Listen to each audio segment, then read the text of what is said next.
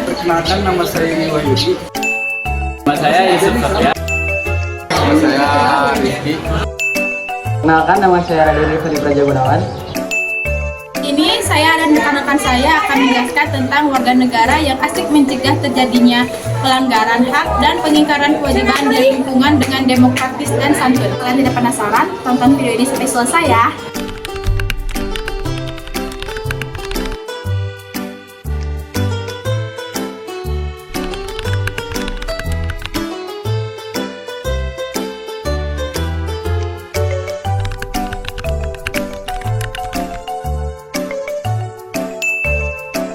Karena ada cyberbullying atau perundungan dengan menggunakan teknologi digital merupakan sebuah perilaku agresif yang dilakukan suatu kelompok atau individu menggunakan media elektronik secara berulang-ulang dari waktu ke waktu.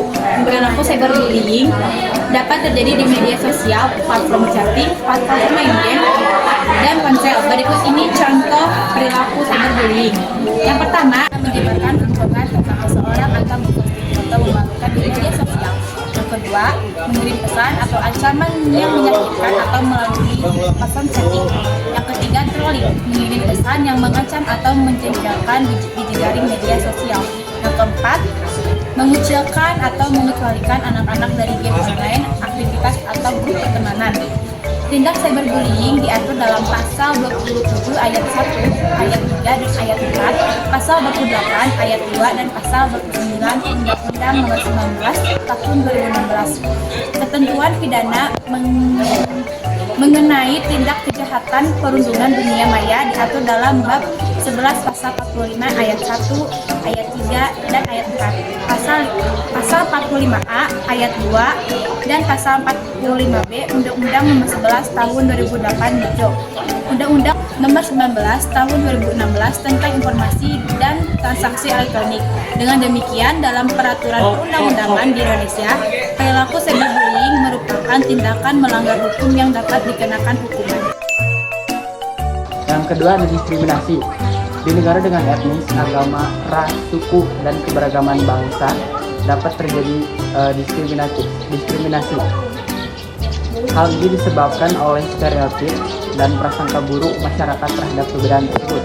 Indonesia memiliki penduduk yang terdiri atas banyak suku, ras, budaya, dan agama yang memiliki ciri khas masing-masing. Hal ini dilindungi oleh masyarakat Indonesia dan juga dihormati oleh bangsa Indonesia yang mana tercantum dalam Undang-Undang Dasar Negara Republik Indonesia tahun 1945 pasal 281 ayat 3 yang berbunyi bahwa setiap orang bebas dari perlakuan yang bersifat diskriminatif atas dasar apapun dan berhak mendapatkan perlindungan terhadap perlakuan yang bersifat diskriminatif itu. Dan itu, Indonesia telah bersepakat untuk mengesahkan ICER atau International Convention of the Elimination of All Forms of Racial Discrimination pada tanggal 25 Mei tahun 1999. Yang ketiga, intoleransi dalam hidup beragama. Hak asasi manusia adalah seperangkat hak yang melekat pada hakikat dan keberadaan manusia sebagai makhluk Tuhan yang Maha Esa dan merupakan anugerah. Dan anugerahnya yang wajib dihormati, dijunjung tinggi, dan dilindungi oleh negara, hukum, dan pemerintah. Sebagaimana tertulis dalam Undang-Undang NRI tahun 1945 pasal 28I ayat 1 dan ditegaskan kembali pada pasal 29 yang berbunyi, negara menjamin kemerdekaan tiap-tiap penduduk untuk memeluk agamanya masing-masing dan untuk beribadah menurut agamanya dan kepercayaan itu. Konflik-konflik beragama muncul karena adanya perselisihan antar umat beragama yang mengedepankan ego masing-masing.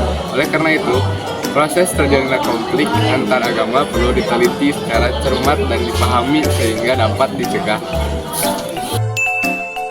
Ini merupakan salah satu jenis kejahatan kemanusiaan sebagaimana dijelaskan dalam Statuta Roma pasal 7 ayat 1 dan pasal 7 ayat 2 huruf G. Statuta itu menyatakan bahwa persekutuan berarti perampasan secara sengaja dan kejam terhadap hak dasar yang dengan alasan politik, ras, nasional, etnis, budaya, agama, dan gender. Persekusi dijelaskan definisinya oleh Gilman 2021 sebagai berikut.